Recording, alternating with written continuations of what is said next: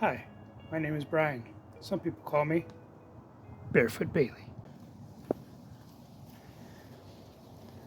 Now, as I'm getting back into it, this is not my first barefoot walk since my heel incident, but it's the beginning of my return back onto the harder surfaces. Like this. Doesn't look like much, and when you're on this with a bike or with shoes, this is very comfortable. But when you take off your shoes, it's quite a bit different. It's highly abrasive. There's some of the rocks are a little bigger than others. It's hard to see because it's all the same color. And right now it's pretty dry, so it's nice. Sometimes this gets soaking wet when I'm in a rainstorm or whatever.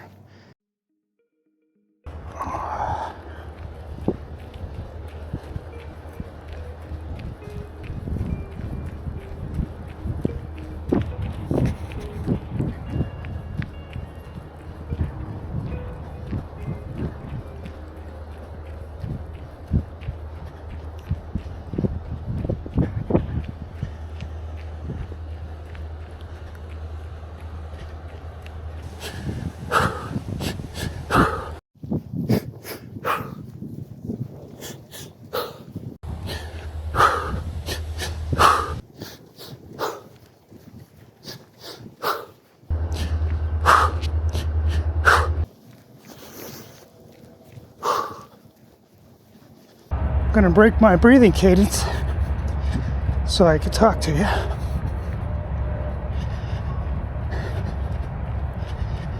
Matching your breathing to your feet, in my experience, helps a person to get into that hypnotic state. A mesmerizing, rhythmic, hypnotic state that turns into a meditative state. And for me, it does several different things. Sometimes I think about various issues or problems in my life, try to solve them. Sometimes I pray. It's a nice God and I alone time. Sometimes I think about projects, like hobby type projects that I'm working on. And sometimes I drift off completely into almost like a dreamlike state where I don't even feel my body. I don't feel my legs. I don't feel the gravel beneath my feet or the mud. I feel like, almost like flying. I don't always get into that state, but sometimes I do.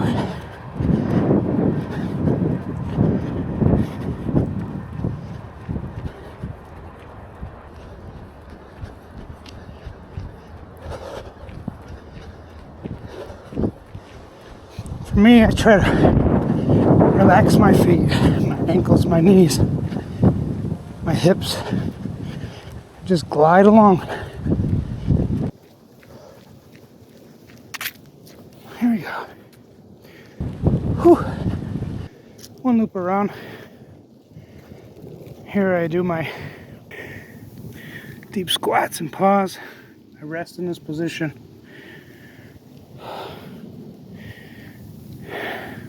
Back and forth.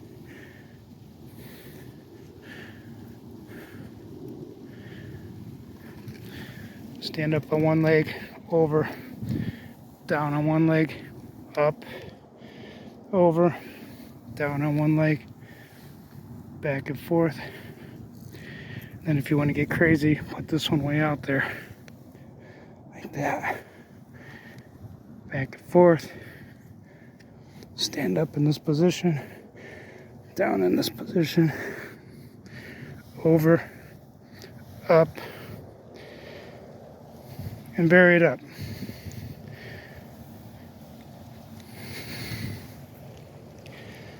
For doing my heel raises, I find something like, usually a curb.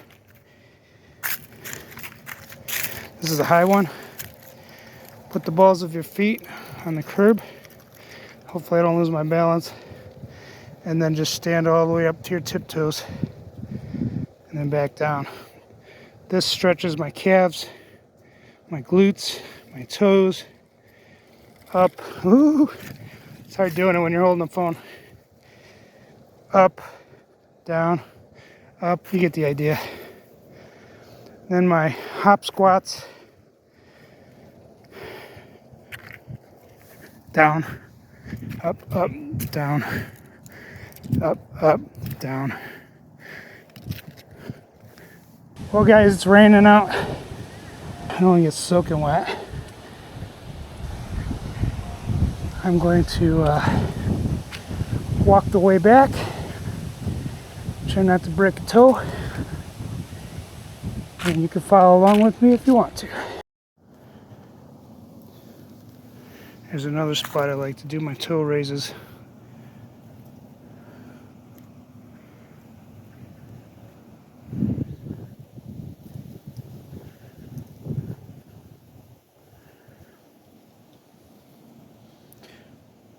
I like when the heels drop lower than the balls of the feet, stretches out the calves and the hamstring.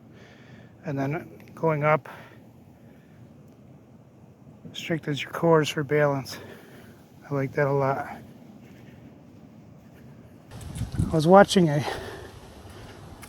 foot doctor on YouTube the other day, and he was talking about how he's seen an influx of injuries due to the barefoot and minimalist movement. And I can understand that. I can definitely see that happening.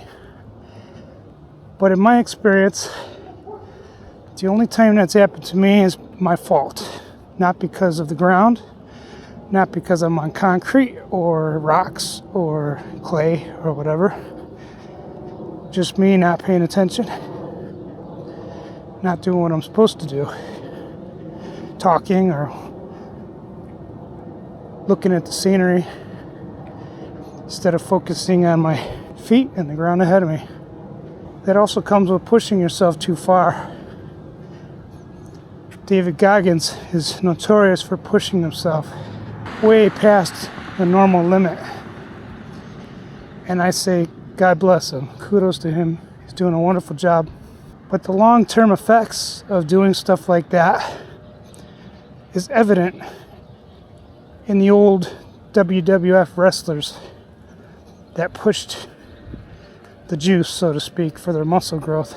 They went way past what the body's meant to do, and they end up hurting themselves and shortening their lives in the long run. Severe pain when they're older, herniated discs, and to me it's not worth it. So when you're doing bare feet, it's the same thing. You want to go that extra mile, and it's fine if you can maintain your form. If you can maintain your proper footing, your cadence and your striking on the ground, then it's fine. Push yourself. But if you're at the point of exhaustion or pain, and you keep pushing through improper form, you're going to do more damage in the long run. Proper form with bare feet, I'm not going to get too deep into that. There's plenty of experts out there that'll go into the different ways your feet are supposed to hit the ground. But I can tell you that heel striking first is a big no-no. If your heel hits the ground first and your knee is fully extended, it hurts really bad. And if you do that long enough, it can turn into other things. And I think that's what puts off a lot of people from even getting into exercise. You can be intimidated by seeing how far everybody else pushes themselves or juices themselves or whatever the case may be. And they think that they have to look like that or be like that in order to be successful. I was years ago pushing towards ultramarathon type stuff, 50, 100-mile races. Before I hurt myself, I was well on my way. I was able to sustain runs for about 4 hours. When I say run, I mean light jogging. Maybe 8 or 9 minute mile pace. Maybe a little longer than that. I never timed myself, but I never wanted to compete. I never wanted it to become something other than fun and enjoyable. But I wanted to participate in some of those events. I never got that far, which is okay. Now that I've almost fully recovered from my heel accident, that's no longer even a thought in my brain. What is a thought in my brain, however, is doing maybe the PCT, Pacific Coast Trail, but not in a race fashion, in a very slow, methodical way. And not entirely barefoot either. Maybe a mix of the Vibrams, maybe sandals, and bare feet, depending on where I'm at.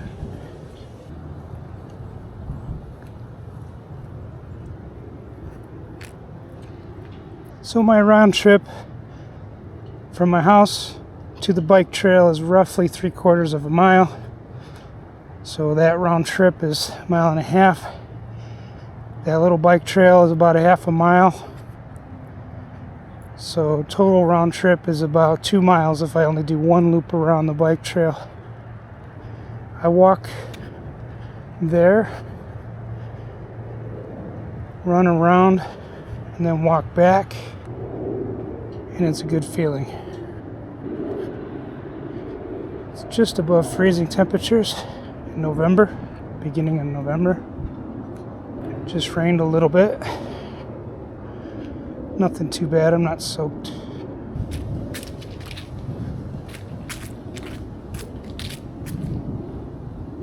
Always gotta watch the road, keep an eye on the ground.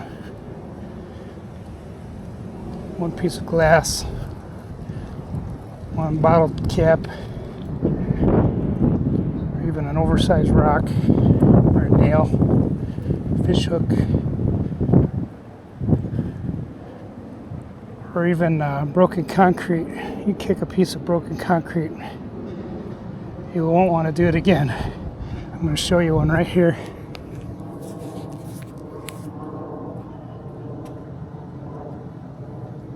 Those are the kind of hazards that'll break a toe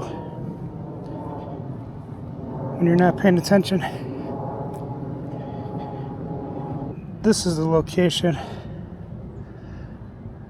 where I heel planted in the race with my niece. She wasn't aware that I hurt myself. I played it off pretty good. She said, "Race you, Uncle Brian," and she takes off running. I sprinted after her, which I very rarely did any kind of sprinting barefoot before that, just to test out, the method, and that's it. But I didn't practice it. And I did a full-blown heel strike right on the concrete with all my weight, 200 pounds. And that stopped me running until a couple weeks ago. It was a good 3 or 4 years that it stopped me. So even after all that, you can see they're not that dirty. No blood.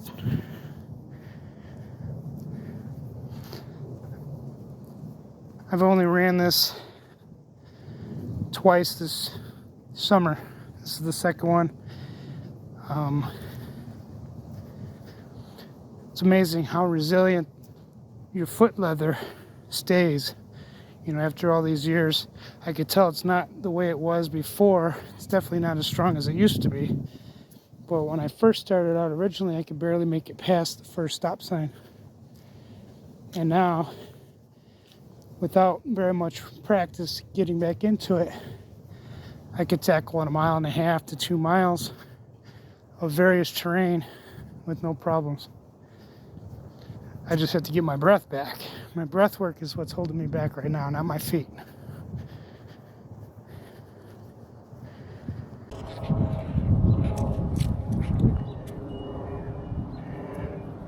I had a horrible sense of balance before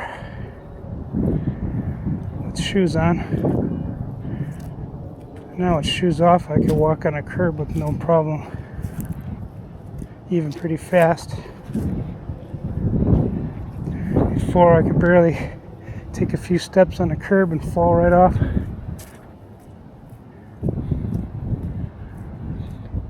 I hate walking on asphalt. It's one of the few surfaces I do not enjoy walking on, whether it's cold or hot. It doesn't matter. I don't like the feeling.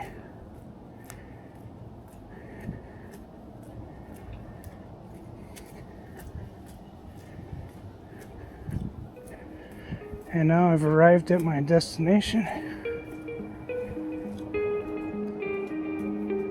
I'll put some more spray on my feet, and that's the end of it. Thank you, and have a great day.